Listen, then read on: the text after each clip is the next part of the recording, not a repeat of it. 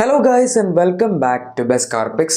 വളരെ ഇൻട്രസ്റ്റിംഗ് ആയിട്ടുള്ള automotive news ആണ് നമ്മുടെ JSW ഗ്രൂപ്പിൻ്റെ ഭാഗത്തുനിന്ന് വന്നുകൊണ്ടിരിക്കുന്നത്. ഓൾറെഡി നമുക്കറിയാം അവർ JSW MG തമ്മിലുള്ള കൊളാബറേഷനിൽ വിൻസർ EV പോലുള്ള വണ്ടികളൊക്കെ ഇറക്കി ഇഷ്ടംപോലെ ഇലക്ട്രിക് വാഹനങ്ങൾ ഇപ്പോൾ വിൽക്കുന്നുണ്ട്. ഇൻഫാക്ട് ഇന്ത്യയിൽ തന്നെ ഏറ്റവും ബെസ്റ്റ് സെല്ലിംഗ് ഇലക്ട്രിക് വാഹനം ഇപ്പോൾ വിൻസർ EV ആണ്. നെക്സോൺ EV, പഞ്ച് EV അതൊന്നും അല്ല. അതൊക്കെ സെക്കൻഡ് പൊസിഷനിലോ തേർഡ് പൊസിഷനിലൊക്കെ ആയിട്ടൊക്കെ വരുള്ളൂ. എന്തായാലും ഇനി JSW സ്വന്തമായിട്ടുള്ള ഒരു ഇലക്ട്രിക് കാർ ബ്രാൻഡ് ഇറക്കുന്നതിൻ്റെ ഭാഗമായിട്ട് നമ്മുടെ ചെറിയതായിട്ട് കഴിഞ്ഞ വർഷം ഒരു കൊളാബറേഷൻ നടത്തിയിട്ടുണ്ടായിരുന്നു. അതിൽ നിന്ന് അവർ ഏത് വണ്ടിയാണ് കൊണ്ടിരുന്നത്, എങ്ങനെയാണ് കൊണ്ടിരുന്നതെന്നൊന്നും ആദ്യം പറഞ്ഞിട്ടില്ലായിരുന്നു. പക്ഷെ ഇപ്പോൾ എന്തായാലും ഒരു ക്ലിയർ കട്ട് ആൻസർ അവർ CNBC TV18 കൊടുത്തിരിക്കുന്ന ഒരു ഇൻ്റർവ്യൂവിൽ പറഞ്ഞിട്ടുണ്ട്.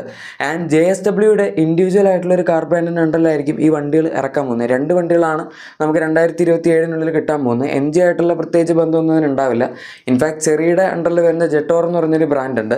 ഇതിൻ്റെ T2 IDM എന്ന് പറഞ്ഞ മോഡലാണ് അവർ ഇന്ത്യയിൽ ഇറക്കാൻ ഉദ്ദേശിക്കുന്നത്. ജെറ്റോർ T2 എന്ന് പറഞ്ഞാൽ നിങ്ങൾ ചിലപ്പോൾ കണ്ടിട്ടുണ്ടായിരിക്കുന്നു. മിഡിൽ ഈസ്റ്റ്, അതുപോലെ നമ്മുടെ സൗത്ത് ആഫ്രിക്ക ആയിക്കോട്ടെ, പിന്നെ എവിടെയാണ് UAE, അങ്ങനത്തെ സ്ഥലങ്ങളിലൊക്കെ വളരെ പോപ്പുലർ ആയിട്ടുള്ളൊരു വണ്ടിയാണ് ഇത്. കൈൻഡ് ഓഫ് ഇതിൻ്റെ ഡിസൈനൊക്കെ നോക്കുകയാണെങ്കിൽ നമ്മുടെ ലാൻഡ് റോവർ ഡിഫൻഡർ, അതുപോലെ ഫോർഡ് ബ്രോങ്കോ, ഇതിൻ്റെയൊക്കെ ഒരു റിപ്പ് ഓഫ് ആണ് എന്ന് വേണമെങ്കിൽ പറയാം. പക്ഷെ എന്നാലും ഈ വണ്ടി ഓഫർ ചെയ്യുന്ന ഒരു share value for money proposition ഉണ്ട്. അതിപ്പോൾ അവിടെയാണെങ്കിലും എവിടെയാണെങ്കിലും ഇതിൻ്റെ സൈസ് ആയിക്കോട്ടെ, ഇതിനകത്ത് വരുന്ന ഫീച്ചേഴ്സ്, പിന്നെ ഡിഫൻഡറിൻ്റെ ഒരു 1/3 ഒരു 1/4 പ്രൈസിലാണ് അവരിത് വിൽക്കുന്നത് എന്നുള്ളതാണ് അതിൽ ഏറ്റവും വലിയ രസം. അതുകൊണ്ട് തന്നെയാണ് ഇത്രയും പോപ്പുലർ ആയത് ഈ വണ്ടി. ഇതിൻ്റെ സൈസൊക്കെ ആണെങ്കിലും ഇപ്പോൾ ഫോർ റെഫറൻസ് പറയുകയാണെങ്കിൽ ഇത് 5 സീറ്റർ ആൻഡ് 7 സീറ്റർ ലെവലിൽ അവൈലബിൾ ആണ്. 5 സീറ്റർ മോഡൽ നമ്മൾ നോക്കുകയാണെങ്കിൽ 4.7 മീറ്റേഴ്സിന് മുകളിലാണ് ഈ വണ്ടിയുടെ ലെങ്ത്ത്. ഇനിയിപ്പോൾ അതല്ല 7 സീറ്ററിന് എടുക്കുന്നെങ്കിൽ 5 മീറ്ററിന് മുകളിൽ ലെങ്ത് ഉള്ളൊരു വണ്ടിയാണ്. 2 മീറ്ററിന് മുകളിൽ വിട്ടും 2.8 മീറ്റേഴ്സിന് മുകളിൽ വീൽ ബേസ് ഈ വണ്ടിക്ക് വരുന്നുണ്ട്. സോ അതിൽ നിന്ന് തന്നെ നിങ്ങൾക്ക് ഇതിൻ്റെ സൈസ് ഊഹിക്കാവുന്നുള്ളൂ. ഏകദേശം ഡിഫൻഡറിന് അത്രയ്ക്ക് തന്നെ സൈസിന് വരുന്നുണ്ട്. പിന്നെ കാണാനാണെങ്കിലും ഒരുപാട് സംഭവങ്ങൾ, ഇപ്പോൾ ചില എലമെൻറ്റ്സ് ആയിക്കോട്ടെ, അതുപോലെ ചില ഡിസൈൻ സംഭവങ്ങളായിക്കോട്ടെ, എല്ലാം ഡിഫൻഡറിൽ നിന്ന് അവർ അങ്ങനെ തന്നെ എടുത്തിട്ടുണ്ട്. പക്ഷെ അതൊക്കെ ഒരു പ്രശ്നമാണെന്ന് ചോദിച്ചാൽ ആക്ച്വലി അല്ല. കാരണം അവർ അത്യാവശ്യം നല്ല ഒരു പ്രൊഡക്റ്റാണ് മൊത്തത്തിൽ ഉണ്ടാക്കിയിരിക്കുന്നത്. ഇത് വെറുതെ ഒരു ചൈനീസ് കോപ്പി അവർ തട്ടിക്കൂട്ടി ഉണ്ടാക്കി വിട്ടതായിരുന്നെങ്കിൽ ഇത്രയും പോപ്പുലർ ആവില്ലായിരുന്നു. പക്ഷേ ഈ വണ്ടിക്ക് അതിൻ്റേതായിട്ടുള്ളൊരു ക്വാളിറ്റി ഉണ്ട്. ആ ക്വാളിറ്റി സ്റ്റാൻഡേർഡ്സ് മെയിൻറ്റെയിൻ ചെയ്യാൻ പറ്റിയതുകൊണ്ടാണ് ഇതിപ്പോൾ ഇത്രയും പോപ്പുലർ ആയിരിക്കുന്നത്. എന്തായാലും ജെറ്റോർ എന്ന് പറയുന്നത് വളരെ പഴക്കമുള്ളൊരു കമ്പനിയൊന്നുമല്ല. 7-8 വർഷമൊക്കെ ആയിട്ടുള്ളൂ ഇത് പ്രൊഡക്ഷനിൽ വന്നിട്ട്, ഓർ ഇങ്ങനൊരു കമ്പനി ഫോമായിട്ട്. ഈ വണ്ടികളുടെ നിർമ്മാണത്തിന് വേണ്ടി ടോട്ടൽ 14,000 കോടി രൂപയാണ് ഇവർ ഇൻവെസ്റ്റ്മെൻറ്റ് റേസ് ചെയ്തിരിക്കുന്നത്. ആൻഡ് അതൊരു വലിയ ഇൻവെസ്റ്റ്മെൻ്റ് ആണ്. ഇവരുടെ ഛത്രപതി സംഭാജി നഗർ എന്ന് പറഞ്ഞ പ്ലാന്റിലായിരിക്കും, ഓർ അവിടുത്തെ പ്ലാന്റിലായിരിക്കും ഇത് പ്രൊഡ്യൂസ് ചെയ്യാൻ പോകുന്നത്. ഈവൻ ഇൻറ്റീരിയറൊക്കെ നോക്കുകയാണെങ്കിലും ഭയങ്കര പ്രീമിയം ആയിട്ടുള്ള ഫിനിഷാണ് കൊടുത്തിരിക്കുന്നത്. മെറ്റീരിയൽസിൻ്റെ quality, plastic quality, or even നമ്മുടെ ലെതർ ഫിനിഷ്, അതൊക്കെ വരുന്നതൊക്കെ ആണെങ്കിൽ അത്യാവശ്യം നല്ല ഹൈ ക്വാളിറ്റി ആണ്.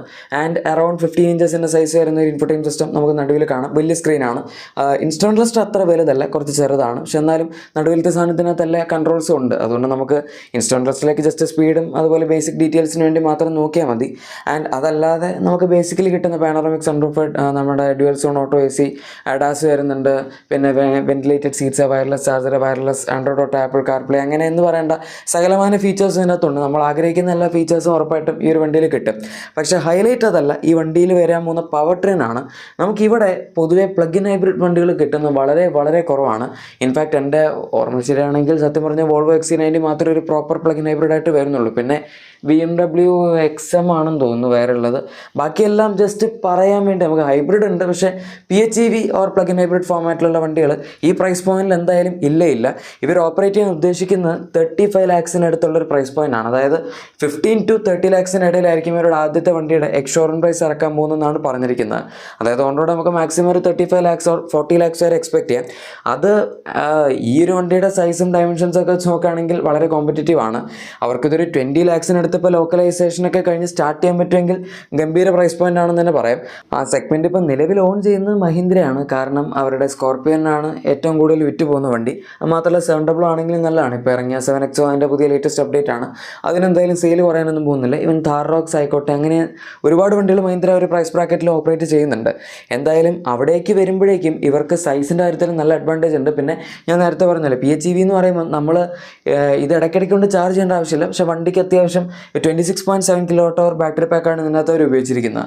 അതുകൊണ്ട് തന്നെ ക്ലെയിംഡ് റേഞ്ച് അബൌട്ട് 132 കിലോമീറ്റേഴ്സിനടുത്താണ്. 100 കിലോമീറ്റേഴ്സിനടുത്ത് നമുക്ക് ഇത് ജസ്റ്റ് ഇലക്ട്രിക് ഓൺലി റേഞ്ച് കിട്ടിയാൽ തന്നെ വലിയ കുഴപ്പമില്ല. ഇതിനകത്ത് ഒരു 1.5 ലിറ്റർ പെട്രോൾ എഞ്ചിൻ ഉപയോഗിച്ചിട്ടുണ്ട്. 4 സിലിണ്ടർ എഞ്ചിനാണ്. ഓൺ പേപ്പർ ഈ എഞ്ചിന് വലിയ പവറൊന്നുമില്ല, 150 bhp അടുത്തും അതുപോലെ 220 Nm ടോർക്കൊക്കെ ജനറേറ്റ് ചെയ്യുന്നുള്ളൂ. പക്ഷേ ഇത് കമ്പൈൻഡ് വരുമ്പോഴേക്കും 220 bhp അതുപോലെ 390 Nm ടോർക്കും ജനറേറ്റ് ചെയ്യുന്നുണ്ട്. ഇത് ഫ്രണ്ടിൽ അവർ ഇലക്ട്രിക് മോട്ടറും കൂടെ അറ്റാച്ച് ചെയ്തിട്ടുണ്ട്. അങ്ങനെയാണ് PHEV ഫോമിൽ ഈ വണ്ടി ആവുന്നത്. 220 bhp എന്നൊക്കെ പറഞ്ഞാൽ ഡെഫിനറ്റ്ലി ആ ഒരു പ്രൈസ് പോയിന്റിൽ സഫീഷ്യൻ്റ് ആണ്. ആൻഡ് അതിൻ്റെ കൂടെ ഇതിനകത്ത് എഞ്ചിൻ ഉണ്ട്. അതുകൊണ്ട് നമ്മുടെ ബാറ്ററി പവർ തീർന്നു കഴിഞ്ഞാൽ പിന്നെ നമ്മൾ ചാർജ് ചെയ്തില്ലല്ലോ, ചാർജിങ് സ്റ്റേഷൻ തപ്പി നടക്കണമല്ലോ എന്നുള്ള ഒരു പ്രശ്നവും വേണ്ട. കാരണം വണ്ടി നമുക്കല്ലാതെ എഞ്ചിൻ വെച്ച് തന്നെ ഓടിക്കാൻ പറ്റും. വലിയ പവറൊന്നും ഉണ്ടാവില്ല, ജസ്റ്റ് നമുക്ക് അടുത്തുള്ള ചാർജിങ് സ്റ്റേഷൻ വരെ എത്താം എന്നുള്ളൊരു ഗുണം മാത്രമേ ഉള്ളൂ. ഇനി അതല്ല, നിങ്ങൾ പ്ലഗ് ഇൻ ഹൈബ്രിഡ് മോഡലിൽ തന്നെ ഓടിക്കുകയാണെങ്കിൽ, അതായത് full electric only range complete ആയിട്ട് ഉപയോഗിച്ചില്ല എന്നുണ്ടെങ്കിൽ നമുക്ക് 50ക്ക് മുകളിലേക്ക് വണ്ടിക്ക് വേണമെങ്കിൽ മൈലേജ് കിട്ടും എന്നും പറയാം. അതും അത്യാവശ്യം നല്ല പവർ ഡെലിവറിയൊക്കെ വെച്ചുകൊണ്ട് തന്നെ. ഇക്കാരണം കൊണ്ടൊക്കെ തന്നെ ആയിരിക്കും അവരൊരു ഡിഫറെൻ്റ് ആയിട്ടുള്ള പവർ ട്രെയിൻ കോമ്പിനേഷൻ ഇവിടെ ഇറക്കാമെന്ന് വിചാരിച്ചത്. കാരണം ആരും പ്രൈസ് പോയിന്റിൽ അതങ്ങനെ ഓപ്പറേറ്റ് ചെയ്യിപ്പിച്ചിട്ടില്ലല്ലോ. പിന്നെ ഇവർ വെറുതെ ചൈനയിൽ നിന്ന് വണ്ടി എടുത്തുകൊണ്ട് ഇവിടെ തട്ടാനല്ല ഉദ്ദേശിക്കുന്നത്. എബൌട്ട് മാക്സിമം 80% വരെയുള്ള ലോക്കലൈസേഷനാണ് JSW പറഞ്ഞിരിക്കുന്നത്. അതും ഇവരുടെ ഈ പ്ലാന്റിന് വേണ്ടി ഞാൻ പറഞ്ഞല്ലോ 14,000 വരെയുള്ള ക്രോസ് ഇൻ ഇൻവെസ്റ്റ്മെൻറ്റ് അവർ റീസ് ചെയ്തിട്ടുണ്ട്. ആൻഡ് ഈ വരുന്ന ഓഗസ്റ്റിനുള്ളിൽ ഈ വണ്ടി ഇവിടെ അസംബിൾ ചെയ്തവർ തുടങ്ങും. ഒക്ടോബർ ആകുമ്പോഴേക്കും ഇത് മാക്സിമം 80%ലേക്ക് അസംബ്ലിങ് എത്തിക്കും എന്നാണ് അവർ പറയുന്നത്. അതായത് ഈ വണ്ടിയുടെ ബാറ്ററി, മോട്ടർ, അങ്ങനെ ഓൾമോസ്റ്റ് എല്ലാ സാധനങ്ങളും, ഇപ്പോൾ വിൻഷീൽഡ് ആയിക്കോട്ടെ, പിന്നെ നമ്മുടെ ആക്സറീസ്, അങ്ങനത്തെ സാധനങ്ങളെല്ലാം ഇന്ത്യയിൽ നിന്ന് തന്നെ മാക്സിമം ഒപ്പിക്കാനാണ് അവർ ശ്രമിക്കുന്നത്. ആകെപ്പാടെ പുറത്തുനിന്ന്, അതായത് ചൈനയിൽ നിന്ന് ഇങ്ങോട്ടേക്ക് വരാൻ പോകുന്നത് ഇതിൻ്റെ സെൽസ്, പിന്നെ ചില ടെക്നോളജി, അങ്ങനത്തെ സംഭവങ്ങളൊക്കെ ആയിരിക്കും. അല്ലാതെ ബാക്കിയെല്ലാം മാക്സിമം അവരിവിടെ തന്നെയാണ് ഉണ്ടാക്കാൻ നോക്കുന്നത്. അതുകൊണ്ടാണ് ഈ ഒരു അഗ്രസീവ് ആയിട്ടുള്ള പ്രൈസ് പോയിന്റും പറഞ്ഞിരിക്കുന്നത്. ഇത് ഇന്ത്യയിൽ തന്നെ പ്രൊഡ്യൂസ് ചെയ്യാനാണെങ്കിൽ എന്തായാലും ഒറ്റ വേരിയൻ്റ് ഒന്നും ആയിരിക്കില്ല വരുന്നത്. ഒരു ബേസിക് ആയിട്ടുള്ള വേരിയൻസ് ഇറക്കും. അതിനുശേഷം പിന്നെ നമുക്ക് കുറച്ചും കൂടെ അപ്പർ വേരിയൻസിലേക്കൊക്കെ പോകാനുള്ള ഓപ്ഷനും കിട്ടുമായിരിക്കും. ഇനി ഇതൊരൊറ്റ വണ്ടി മാത്രമല്ല വരുന്നത്. ഈ വണ്ടി നമുക്ക് ഈ വരുന്ന 2026 ദിവാലിക്ക് മുന്നേ ഇവിടെ അൺവെയിൽ ചെയ്യുമെന്നാണ് പറഞ്ഞിരിക്കുന്നത്. ലോഞ്ച്, പ്രൈസ്, ഡെലിവറി അതെല്ലാം മിക്കവാറും ഒക്ടോബറിന് ശേഷം അവർ 80% ലോക്കലൈസേഷൻ അച്ചീവ് ചെയ്തതിന് ശേഷം ഉണ്ടാവുകയുള്ളൂ. പക്ഷേ രസം എന്താണെന്ന് വെച്ചാൽ 2027 ജാനുവരി ആകുമ്പോഴേക്കും ഇവരുടെ രണ്ടാമത്തെ വാഹനവും വരും എന്നും കൂടെയുള്ള ഒരു ന്യൂസ് അവർ പറഞ്ഞിട്ടുണ്ട്. ഈ ആദ്യത്തെ വണ്ടി, അതായത് ജെറ്റോർ T2 ബേസ്ഡ് ആയിട്ടുള്ള JSWന് വേണ്ടി 15 to 30 ലാക്സിൻ്റെ പ്രൈസ് ബ്രാക്കറ്റിലാണ് ഓപ്പറേറ്റ് ചെയ്യുന്നതെങ്കിൽ രണ്ടാമത് വരാൻ പോകുന്ന വണ്ടി അവർ 15 to 20 ലക്ഷം രൂപയുടെ അകത്ത് ടാർഗറ്റ് ചെയ്യുന്നു എന്നാണ് പറയുന്നത്. സോ അഗൈൻ അത് ഏകദേശം നമ്മുടെ ഒരു ക്രെറ്റയുടെയൊക്കെ കോമ്പറ്റീഷൻ എന്ന് പറയാം. അത് ഏത് വണ്ടിയാണെന്നുള്ളത് നമുക്കറിയില്ല.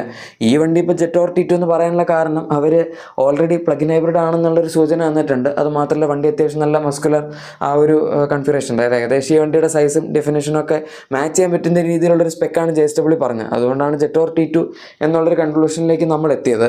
പിന്നെ അവർക്കങ്ങനെ വെറുതെ ചൈനയിൽ നിന്ന് ഏതെങ്കിലും വണ്ടി എടുത്ത് കൊണ്ടുവരാനും പറ്റില്ലല്ലോ. ചെറിയ അണ്ടറിൽ വരുന്ന വണ്ടി തന്നെ ആയിരിക്കണം. കാരണം ചെറിയായിട്ടാണ് അവർക്ക് കൊളാബറേഷൻ ഉള്ളത്. ഏതായാലും നമ്മുടെ JSW ഗ്രൂപ്പ് വരും കാര്യങ്ങളിൽ ഒരു വലിയ കാർ കമ്പനി ആവുമായിരിക്കും. എന്താണ് നിങ്ങൾക്ക് ഈ വണ്ടിയെ പറ്റിയുള്ള അഭിപ്രായം എന്നുള്ളത് തീർച്ചയായും താഴെ കമൻസിൽ പറയാം. പിന്നെ നിങ്ങളുടെ എക്സിസ്റ്റിംഗ് വാഹനത്തിന് എന്തെങ്കിലും ആക്സറീസോ ക്ലീനിങ് പ്രൊഡക്ട്സോ ഒക്കെ വേണമെങ്കിൽ തീർച്ചയായും നമ്മുടെ ഡിസ്ക്രിപ്ഷൻ അല്ല പ്രൊഡക്ട്സ് ടൈം കൂടെ ചെക്കൗട്ട് ചെയ്തേക്കാം.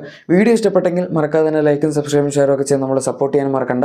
നമുക്ക് മറ്റൊരു വീഡിയോയിൽ കാണാം. അതുവരെ thank you for watching my video and good bye.